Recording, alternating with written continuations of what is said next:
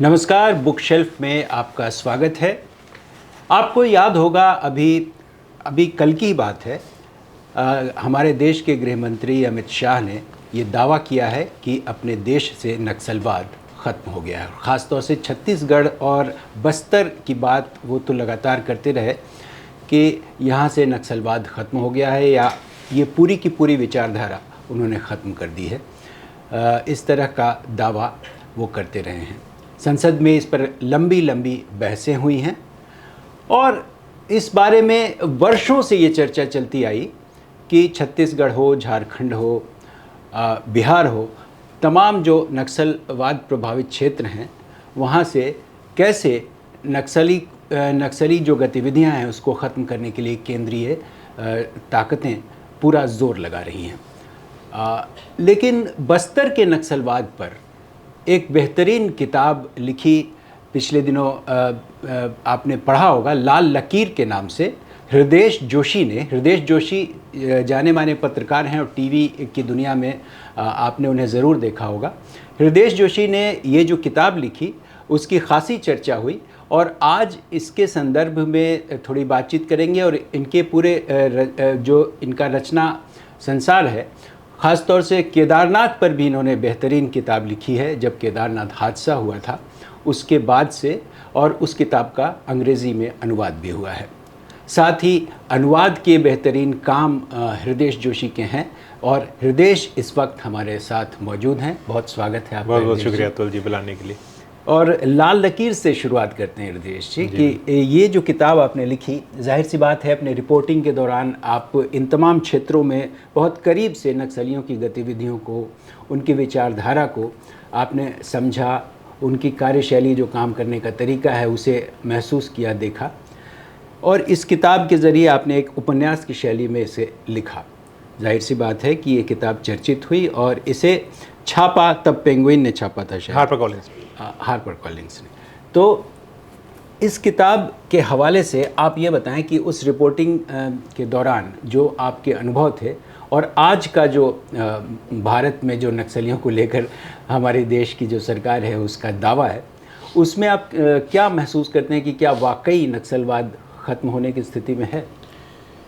देखिए अतुल जी, अभी आरएसएस ने अपने 100 साल पूरे किए हैं। बीजेपी जो पार्टी के तौर पर तो अभी 1980 में ही आई, लेकिन उससे पहले जो संघ की विचारधारा है उसके 100 साल हुए। लेकिन ये हमें याद रखना पड़ेगा कि जो वामपंथी विचारधारा, कम्युनिस्ट विचारधारा जो है वो भी उसी वक्त शुरू हुई, 1925 में जो पहली बार पार्टी बनी। लेकिन 1960 के दशक के आते आते जो जब CPIML बनी और उसके बाद PWG और MCC बन गए, स्प्लिंटर ग्रुप्स उनके बहुत सारे बने, तो ये जो उग्र वामपंथ है जिसे सरकार की भाषा में लेफ्ट विंग एक्सट्रीमिज्म कहा जाता है, हाँ, वो 69 में जब नक्सलवाद का, जी बिल्कुल। हाँ।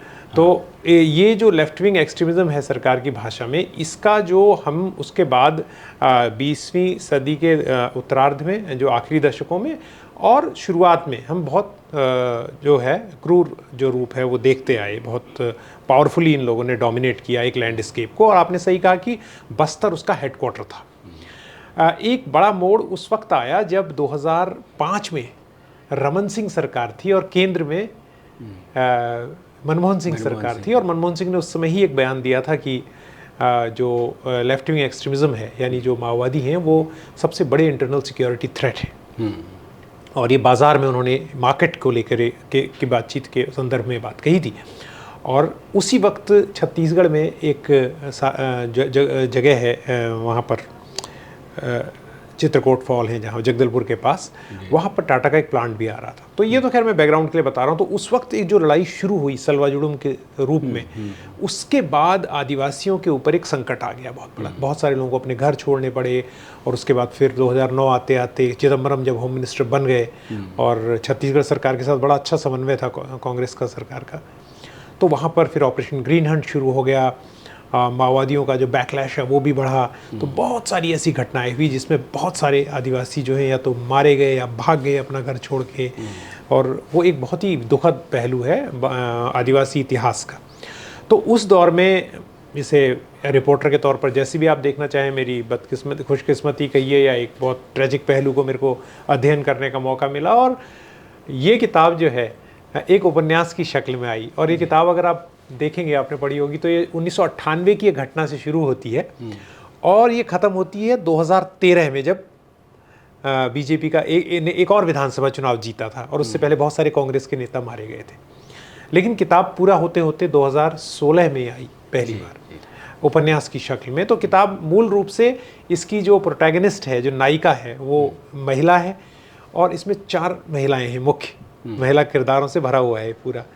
और एक आदिवासी लड़के के साथ उसकी प्रेम कहानी है, वो कैसे फंस जाते हैं दोनों, नक्सली, माओवादी और पुलिस के बीच जो हिंसा है उसमें, और वहाँ से उनके जीवन में क्या बदलाव आता है। वो लड़की जो बहुत इंडिपेंडेंट माइंडेड है, वो कैसे पूरे स्थिति को लेती है। इसके बहाने मैंने जगह जगह जो देखा उस वक्त उसको पिरोने की कोशिश की। इसमें एक पत्रकार है, वो एक्चुअली मेरा ही कैरेक्टर है जो मैंने अलग अलग देखा, लेकिन फिक्शन है तो अलग, जैसे मैं टेलीविज़न का था लेकिन मैंने उसे अखबार के पत्रकार के रूप में दिखाया है। और जगहों के बहुत सारे नाम रियल हैं, जैसे समेली नाम एक गाँव है, रियल है, गादीरास रियल है, लेकिन कुछ गाँव ऐसे भी हैं जो मैंने फिक्शन क्रिएट किया, काल्पनिक तौर पे किया है।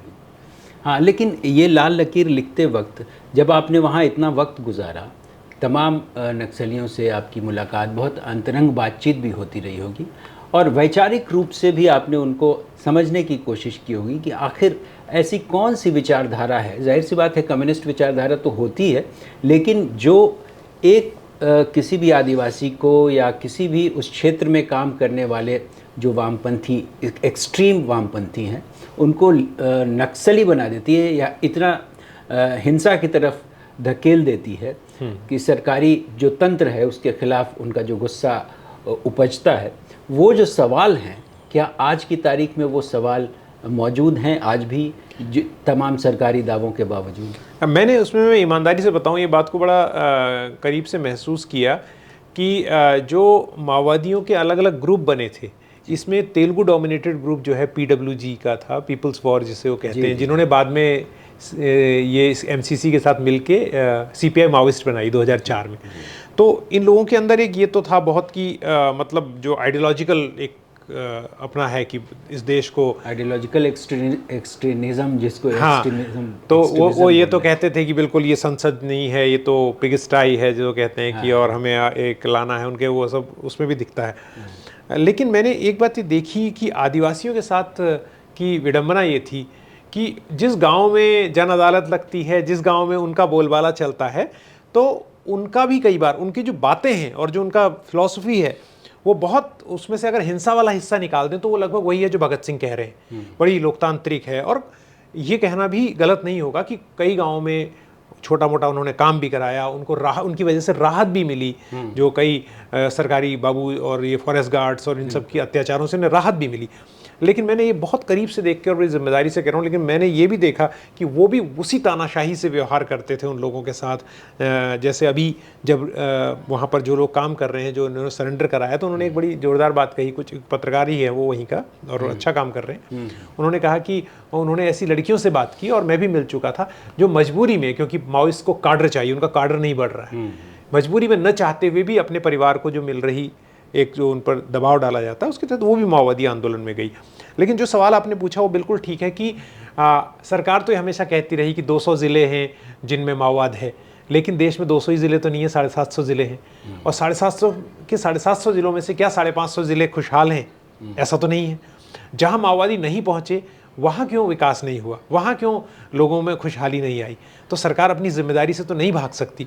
और माओवादियों के जो कथन है, रेटरिक है, उसमें भी ये बात साफ आती है कि जहाँ हम हिंसा नहीं कर रहे हैं, और वो हिंसा नहीं कहते, उन्होंने हमेशा ये कहा, जब मैंने उनसे सवाल पूछता था तो, और मेरी कोई बहुत ज़्यादा मुलाकातें उनसे नहीं हुई, आदिवासी गांव में रहने का मतलब ये नहीं कि आप हर समय आदिवासियों के, नक्सलियों के कैंप में, तो उनका हमेशा कहता था हम हिंसा नहीं कर रहे हैं, हम तो प्रतिहिंसा कर रहे हैं। मतलब कि हम टारगेटेड काउंटर वायलेंस कर रहे हैं कि जब पुलिस गांव में आ जा रही है, फोर्स गांव में आ रही है, लोगों को उठा के ले जा रही है, तो उनको यहाँ आने से डराने के लिए हम लैंडमाइन बिछा रहे हैं, उन पर गोलियां चलाते हैं, ताकि हम अपनी जनता को, जो जनताना सरकार वो चलाते थे। और एक ज़माना ऐसा वास्तव में था, आपके दर्शकों को आश्चर्य होगा कि मैंने वो टाइम भी देखा है जब थानों के पास से माओवादी जा रहे होते थे। किष्टाराम, बेज्जी, जगरगुंडा, ये ऐसी जगहें थी जो कट ऑफ थी, बिल्कुल लिबरेटेड जोन कहते थे, और पुलिस में जो जवान, वो भी क्या करेंगे, उनके पास इतना एम्यूनिशन उस वक्त इतना अच्छा नहीं होता था, उनकी हिम्मत नहीं होती थी कि वो उन पर हमला कर सकें, क्योंकि उन्हें पता था कि इनकी इतनी बड़ी संख्या है और इनके पास अच्छा हथियार है हम पर, तो उनको they would let them go. तो ये समस्या भी थी। लेकिन उसके बाद जब इन्होंने 2010 में 76 जवान मार दिए, तो आपको याद होगा विजय कुमार को बनाया गया था।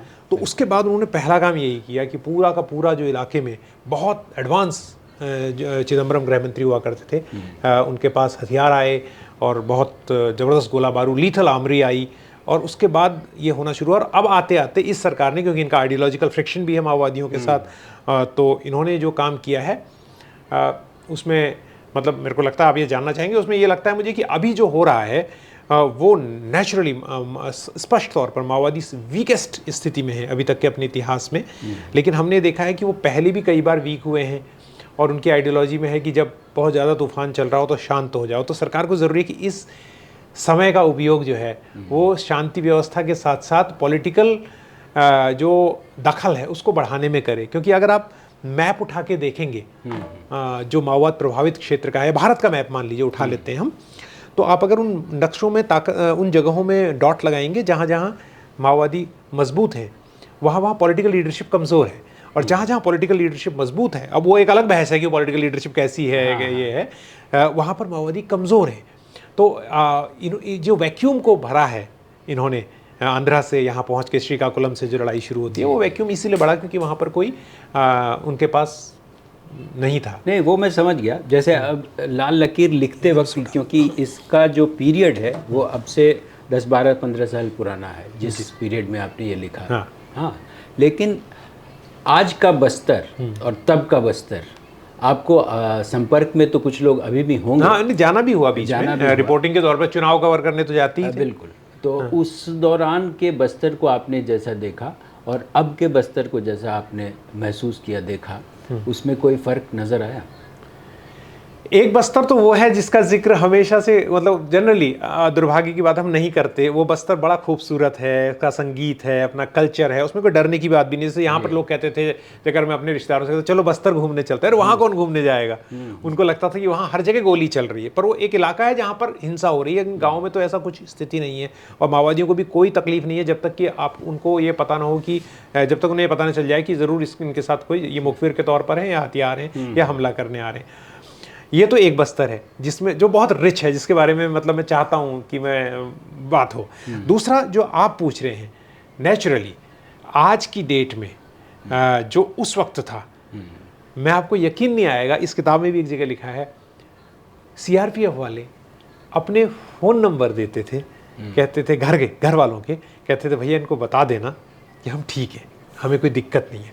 ये उनके फ़ोन नहीं लगते थे, उनके पास इतनी सुविधाएं नहीं थी। और मैंने एक बार एक लिखा भी, जिसको लेकर एक चैनल ने मुझ पर केस किया, मतलब केस किया न्यूज़ लॉन्ड्री पर, लेकिन उसमें मुझे भी पार्टी बनाया। वो ये कि मैंने लिखा था कि वहाँ तुम्हारे एंकर जाके वहाँ जो थिएटर कर रहे हैं, वो अगर उनके साथ चुपचाप पुलिस वालों के साथ बैठ के अफसरों की गैर मौजूदगी में बैठेंगे तो आपको पता चलेगा कि वो माओवादियों की गोलियों से ज़्यादा मलेरिया से मरते हैं। सोचिए, राइट, वो ज़्यादा परेशान है, लेकिन वो अपने अफसर के आगे तुम उससे पूछ रहे हो तो क्या बोलेगा, तब तो माओवाद को ही गाली देगा। राइट, तो अब मेरे कहने का मतलब है जवानों की और जो स्टेट जिसे हम कहते हैं वो काफ़ी मजबूत हुआ है। माओवादी एक तरह से अभी ध्वस्त हुए हैं, माओवादी एज ए फोर्स। आदिवासियों के लिए दो बातें हो गई हैं, एक तो उनके स्कूल जो टूट जाते थे और जो समस्या थी, उनके बच्चे, हो सकता है सरकार अच्छे से स्कूल खुलाए जैसे वादा कर रही है और करेगी भी, क्योंकि बीजेपी को एक पॉलिटिकल अपना स्पेस भी बनाना है, और कोई भी सरकार करेगी जब वहाँ ख़त्म होगा तो वो तो फ़ायदा होगा। लेकिन फिर एक बात जो बीजेपी के नेता ने ही एक बार हमसे कही थी एक कि, और उनके नेता मारे भी गए थे, भीमा मंडावी वहाँ पर, उनके से जुड़े हुए एक नेता ने कहे थे कि भैया जिस दिन नक्सलवाद पूरी तरह से ख़त्म हो जाएगा, हमें डर है कि ये जंगल झरने रहेंगे या नहीं रहेंगे। तो अब आदिवासियों के लिए दोहरी एक स्थिति है, बहुत बड़ा उनके पास मौका है फ्लोरिश करने का।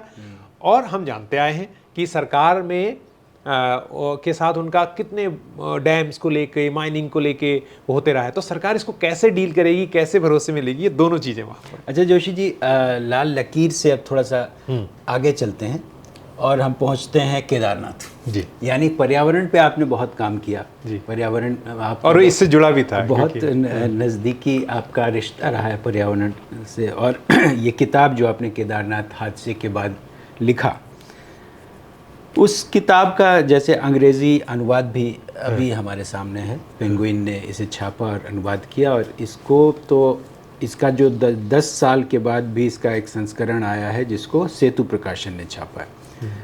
तो अब जो पहाड़ की स्थिति है और केदारनाथ हादसे क्या दोबारा हो सकते हैं, क्या इस तरह के हादसों से बचने की कोई तैयारी सरकारों ने की है या वहाँ के प्रशासन ने की है, इसको लिखते वक्त आपने इन तमाम चीज़ों पर ज़रूर गौर किया होगा और रिसर्च भी किया होगा। सिर्फ हादसों का इसमें वर्णन नहीं, क्योंकि जाहिर सी बात है इतनी बड़ी त्रासदी से उठे सवालों पे आपने बात की और इस पर कई सवाल उठते हैं। तो क्या लगता है आपको, क्या फ़र्क आया है तब 10 साल पहले के केदारनाथ हादसे के बाद आप पहाड़ की स्थिति में? अतुल जी, जो केदारनाथ आपदा हुई है उसकी तारीख है 15, 16, 17 जून, जो एग्जैक्ट हुई तो 3 दिन बहुत ज़बरदस्त बारिश और वहाँ पर क्लाउड मैं 16 तारीख को वहीं था तो इसीलिए मैंने भी बहुत करीब से देखा। कहाँ पर थे आप 16 तारीख? मैं था तो हरिद्वार ऋषिकेश में था। हाँ। लेकिन उसी समय बहुत ज़बरदस्त बारिश, वो पूरा आ गया था, नीचे तक आ गया था और हरिद्वार तक लाशें आई थी। तो मेरे कहने का मतलब है वो तारीख अगर देखें तो 15 से 17 जून 2013 है। लेकिन मैं एक तो पहाड़ का रहने वाला हूँ, दूसरा उसके बाद जब मैंने 3-4 महीने घूमना लगातार शुरू किया और उस यात्रा के दौरान, उस घटना के दौरान भी मुझे पता चला अरे छोटे लेवल पर तो केदारनाथ आपदा लगातार हो रही है और उसकी कोई रिपोर्टिंग नहीं होती। क्योंकि एक गांव है चुन्नी मंगोली, जो इस किताब के पहले चैप्टर में जिक्र है, उन्होंने मुझे ले जाके कहा भैया अभी तो बहुत सारे लोग मरे हैं और दिल्ली मुंबई के लोग फंसे हैं, वो मरे हैं, तो मीडिया आया है, चलिए इस गांव चलिए जहां 28 लोग दफन हो गए थे और एक भी स्टोरी नहीं आई।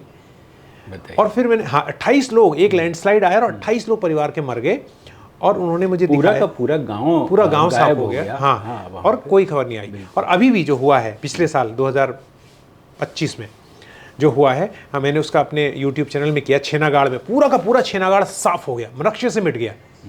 अब आपने कितना उसके बारे में सुना। तो आगे पीछे ये सब होता रहा। तो आपने कहा कि जब केदारनाथ दोबारा होगा, तो केदारनाथ तो एक हुआ था जो पूरी दुनिया में कभी भी इतनी बड़ी संख्या में, सरकार खुद मानती है करीब 5000 के आसपास सरकार मानती है, वो अनऑफिशियल तो बहुत बड़ी संख्या है, वो कभी भी इतनी ऊंचाई में दुनिया में कहीं नहीं हुई मौतें लोगों की। लेकिन उसके बाद हमने देखा चमोली में हुआ डिजास्टर ऋषिगंगा का, जिसमें 200 लोग मरे। उसके अलावा नीति घाटी में हुआ, उसके अलावा चौदास वैली में हुआ और उसके अलावा जोशीमठ में भूधसाव हुआ। ये तो मैं मोटी मोटी घटनाएं बता रहा हूँ, पर ऐसी घटनाएं हर साल हो रही है। कल पिछले साल हमें गंगोत्री रास्ते में धराली दिखाई दी, वो भी मैंने कवर किया। धराली में 55 लोग साफ हो गए, पूरा धराली खत्म हो गया, किसी को नहीं। अभी आप अगर गंगोत्री जाएं इस साल यात्रा करने, तो रास्ते में धराली पड़ेगा, आप उसे देखते हुए निकल जाइए, तो कोई फर्क नहीं पड़ रहा। तो ऐसा क्यों हो रहा है? ऐसा इसलिए हो रहा है क्योंकि हम मौतों को नंबर के रूप में देख रहे हैं और पर्यावरण की सुरक्षा की बात को विकास के विरोध में देख रहे हैं। जबकि हमें अब तो ये पहले मैं तो जब लिखता था तो IPCC की रिपोर्ट्स को, साइंटिफिक रिपोर्ट जो आती हैं ICMOD की, उन पढ़ के अपनी आंखें ख़राब करके रात को पढ़ के लिखता था। लेकिन अब तो किसी लेमैन को भी मालूम है, आप अगर एक 6000 करोड़ की सड़क बनाओगे तो अगले साल वो बह जा रही है एक्सट्रीम वेदर इवेंट के कारण। तो इकोनॉमी और पर्यावरण में सबसे बड़ी चीज़ सामने आई है कि पर्यावरण की सुरक्षा करेंगे तो GDP भी बचेगा। तो सरकार को ये समझना, और सरकार समझती है इस बात को, क्योंकि उसके पॉलिसी पेपर्स में भी ये बात है। लेकिन नेता और ये लगातार जब भी आदमी बात करते हैं तो उनको देश विरोधी और ये सब कहते हैं। क्यों? क्योंकि वो ये नहीं चाहते कि ठेकेदारों और इनका नुकसान हो, क्योंकि वो चुनाव लड़ाते हैं। तो ये बात उनको भी समझ में आती है कि अगर हम नहीं चेतेंगे तो और नुकसान होगा। तो लेकिन फिर भी वो बड़े बड़े डेवलपमेंट प्रोजेक्ट बना रहे हैं, उनसे कोई दिक्कत नहीं है, लेकिन वो सस्टेनेबल तरीके से नहीं बना रहे। तो आपने जो अध्ययन किया इस पूरी किताब को लिखते समय, तो जो प्रोजेक्ट्स विकास के जो तमाम दावे लोग करते हैं, जो प्रोजेक्ट्स बनने चाहिए उसका सस्टेनेबल जो तरीका है वो क्या होना चाहिए, क्या आपने इस किताब में मैं आपको 2 उदाहरणों के तौर पे बताता हूँ। सरकार ने जब नरेंद्र मोदी सरकार आई थी तो 2016 में दिसंबर में उन्होंने बहुत बड़े प्रोग्राम की बात की और वो प्रोग्राम उन्होंने कंप्लीट कर लिया लगभग, वो चारधाम यात्रा मार्ग का। जबकि अगर आप पहाड़ में जाएंगे, और चारधाम यात्रा मार्ग करीब 900 किलोमीटर का यात्रा मार्ग है, मैं संख्या थोड़ी इधर उधर हो सकती है, लेकिन वो 12,000 करोड़ का था जब उसकी घोषणा हुई थी। हमारा ये कहना है कि अगर आप चौखटिया जाएं, अगर आप चमोली जाएं, अगर आप रुद्रप्रयाग के गांव में जाएं, तो वहाँ लोग कहते हैं कि जो अपना तेंदुआ है इतना बढ़ गया है, गुलदार जिसे कहते हैं पहाड़ में, कि उसके हमलों से जब लोग मरते हैं तो उनको गांव में लोगों को सड़क में ले जाने के लिए सड़क नहीं है। वो चाहते हैं कि हमारे पास एक गांव की सस्टेनेबल सड़क हो जिससे हम बाजार भी जा सकें, अपना सौदा भी ला सकें और बीमार आदमी को या घायल आदमी को हॉस्पिटल ले जा सकें। वो सड़क सरकार बनाने की बात नहीं करती, और या कर भी रही है तो बहुत धीमी गति से, और बहुत नहीं हो रहा है वो। इसका उदाहरण है 2013 की आपदा में ही बहुत सारी गर्भवती महिलाओं की मौत हो गई। वो तो बीच में खबरें लगातार लगा, तो वो सड़कें नहीं बनती। लेकिन हम एक ऐसा जिप पास्ट हाईवे बनाते हैं जिस हाईवे में एक तो सस्टेनेबिलिटी नहीं हो, बार बार क्षतिग्रस्त होता है, और दूसरा उससे कोई रोजगार भी ऐसा पैदा नहीं होता है। क्योंकि रोजगार कब होता है? जब आप धीरे धीरे यात्रा करते हैं, रुकते हैं। तो लोग क्या करते हैं, शट से हेलीकॉप्टर से देहरादून आते हैं, या तो फिर हेलीकॉप्टर ले लेते हैं केदारनाथ के लिए, या गाड़ी से जाते हैं, उतरते हैं, अगले दिन चले जाते हैं। तो वहाँ वाले को तो फायदा हुआ नहीं ज़्यादा, और या फिर जो लंबा वहाँ टिक रहे हैं लोग। तो ये एक चीज़ है जो पहली बात कह रहा। दूसरी बात मैंने कहा कि सरकार ने बहुत डैम है। आपको मालूम होना चाहिए कि उत्तराखंड की जो पावर जनरेशन कैपेसिटी है हाइड्रो पावर की, वो 5000 मेगावाट के आसपास है। थोड़ा ज़्यादा हो सकती है इससे, लगभग 5000 मेगावाट है टोटल। और वो एक ऐसा डैम बनाना चाहते हैं इसके बाद, और जो अकेला 5000 मेगावाट से ज़्यादा है। 5400 मेगावाट है या 5040 मेगावाट है, इन दो में से एक संख्या है, और वो पंचेश्वर में बनाना चाहते हैं। अब सोचिए, जिस राज्य की पूरी पावर जनरेशन कैपेसिटी 5000 मेगावाट है, उसी राज्य में एक डैम पूरा बड़ा बनाना चाहते हैं जो पूरे डैम्स के बराबर है, और जो साउथ एशिया का दूसरा सबसे बड़ा डैम होगा। तो इससे क्या पता चलता है कि हम सस्टेनेबिलिटी के नहीं साथ। तो ये सारी चीज़ें आपने अपनी किताबों में या अपने रिसर्च पेपर्स थक गए हो गए लिख के। आप मेरे नाम से सर्च करेंगे तो ये कई रिपोर्ट, पंचेश्वर वाली जो घटना मैं बता रहा हूँ, पहले मैंने जब नौकरी से थक कर सबैटिकल 3 महीने की लीव विदाउट पे लिया एनडीटीवी से, तो ये स्टोरी करने के लिए मैं पंचेश्वर गया था। वहाँ विरोध कर रहे थे लोग कि डैम नहीं आना चाहिए। तो सरकार वो सिर्फ विरोध की स्टोरी को देखती है, उसमें हम सलाह भी तो दे रहे हैं, या हम उससे सरकार, और सरकार हमसे ज़्यादा जानती है। ये कोई मूर्ख ही पत्रकार होगा जो सोचेगा कि उसको डीएम से या उससे ज़्यादा पता है, क्योंकि वो तो वहीं बैठा है। तो हम, और ये दुनिया भर में लोग कह रहे हैं कि छोटे डैम जो सस्टेनेबल हों, बिजली दें, लोकल जनरेशन दें, या जितने बन चुके हैं। आज आप चमोली में चले जाइए, चमोली में तो माफ़ कीजिए, टिहरी डिस्ट्रिक्ट में चले जाइए। चमोली में तो भू धंसा हुआ, लेकिन टिहरी डिस्ट्रिक्ट में तो पूरे गांव के गांव धंस रहे हैं, पूरा का पूरा शहर। तो उसके पीछे कौन जिम्मेदार है? तो सरकार को ये भी देखना चाहिए। अब आते हैं आपके अनुवाद पे, थोड़ा बहुत उस पर भी बात करनी चाहिए। मुझे लगता है वो तो मेरे बहुत ही प्रिय काम है। कि आपने अनुवाद की बहुत सारी किताबें लिखी हैं। हाँ, 2 हैं। विल एटकिन की भी किताब है, और रामचंद्र गुहा का भी अनुवाद है, सामने आते ही नहीं, साहित्यिक संस्मरण है उनका, और एटकिन का हिमालय। ये इनका ऑटोबायोग्राफिकल एक वो है, हाँ, जो यात्रा वृत्तांत। हाँ, जो पूरे साइकिल से उन्होंने इस पूरे यात्रा को किया। हाँ, मोटरसाइकिल से पूरे हिंदुस्तान की यात्रा की उन्होंने। तो इन दोनों किताबों को या इस अनुवाद को लिखते वक्त आपने क्या क्या फील किया पूरे किताब को पढ़ने के बाद और इनको समझने के बाद, इन लोगों से मुलाकात के बाद, कि ये किताब लिखते वक्त इन लेखकों के मन में ऐसा क्या था जो उन्होंने इस किताब में लाने की कोशिश की? पहले तो मैं आपसे कहना चाहता हूँ कि मैंने आपके साथ काम किया बहुत पहले, तब मैं बिल्कुल ही जिसे नौसिखिए पत्रकार कहते हैं उस तरह से था, और उसके बाद धीरे धीरे इवोल्यूशन होता है, हर आदमी ग्रो करता है। तो मुझे तब ये समझ में आया कि जो अनुवाद के काम से मैं भाग जाया करता था वो कितना रोचक हो सकता है। और धीरे धीरे तब मैं साइंस का स्टूडेंट था, तो मैंने लिटरेचर पढ़ा तो था, जयशंकर प्रसाद, निराला जैसे राइटर्स अपने स्कूल में, और मन भी करता रश्मि रथी और ये सब, लेकिन जो गहन साहित्य का पढ़ना नौकरी के दौरान हुआ। तो अनुवाद से मैंने फिर अंग्रेजी साहित्य बहुत पढ़ा। तो अंग्रेजी साहित्य में मैंने देखा कैसे लिखा जाता है, कितना लेयर्ड राइटिंग होती है। मुझे अपनी राइटिंग कुछ भी नहीं लगती इन किताबों के आगे। और फिर मैंने कहा इसका अनुवाद करने में कितना मज़ा आएगा। तो मेरे कुछ साथी हैं जो बड़ा अच्छा अनुवाद करते हैं, तो वो सीखने को मिला। तो पहली किताब जो एटकिन का हिमालय है, ये बिल एटकिन जो एक स्कॉटिश राइटर हैं जो हिंदुस्तान आए, ये कहने, बड़ा दिलचस्प कहानी है कि मैं पूरी दुनिया का चक्कर लगा के लौटूंगा कह के अपने घर में आए, लेकिन इंडिया आए तो इंडिया के होके रह गए। तो उनका जो, हम संक्षेप में ही बताऊंगा कि उनका जो हिमालय का दर्शन है, वो ये कहते हैं कि हिमालय में एक भयंकर संघर्ष चलता है कि अपना झंडा गाड़ना है। मतलब 1950 के दशक में एवरेस्ट को जीतने के लिए, आपको इस बात का पता नहीं भान हो या ना हो, ब्रिटिशर्स ने उस मिशन के नायक कैप्टन को चेंज कर, मतलब एडमंड हिलरी तो उसके क्लाइंबर थे, लेकिन एक कैप्टन भी होता है मिशन का जो खुद नहीं जाता पर ओवरसी करता है, उसको बदल दिया क्योंकि उन्हें लगता था जो ये आदमी यहाँ ढीला है, मतलब इसको प्रकृति से इतना प्यार है, ये जीतना नहीं जानता है, हमें तो टफ बंदा चाहिए। तो आर्मी का एक बंदा लाए जो केवल जीतना जानता है।